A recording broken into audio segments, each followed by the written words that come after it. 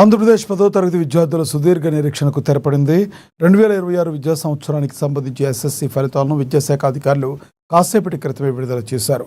ఈ ఏడాది 10వ తరగతి ఫలితాల్లో మొత్తంగా 85.25% మంది విద్యార్థులు ఉత్తీర్ణత సాధించారు. ప్రతి ఏటలాగే ఈసారి కూడా ఫలితాల్లో బాలికలే పైచేయి సాధించారు. బాలికలు 87.9% ఉత్తీర్ణత సాధించగా బాలురు 82.68%తో సరిపెట్టుకున్నారు. పార్వతీపురం మన్యం జిల్లాలో 96.07% ఉత్తీర్ణతతో దూసుకుపోయింది. అల్లూరి సీతారామరాజు జిల్లా 57.12% ఉత్తీర్ణతలో వెనకంజలో ఉంది. ఫలితాల విడుదల అనంతరం విద్యాశాఖ మంత్రి నారా లోకేష్ విద్యార్థులకు సోషల్ మీడియా వేదికగా శుభాకాంక్షలు తెలిపారు. పాస్ అయిన విద్యార్థులు ఉన్నత శిఖరాలను చేరుకోవాలని ఆకాంక్షించిన ఆయన ఉత్తీర్ణత సాధించలేకపోయిన విద్యార్థులు అస్సలు అధైర్యపడవద్దని ఆయన ధైర్యం చెప్పారు.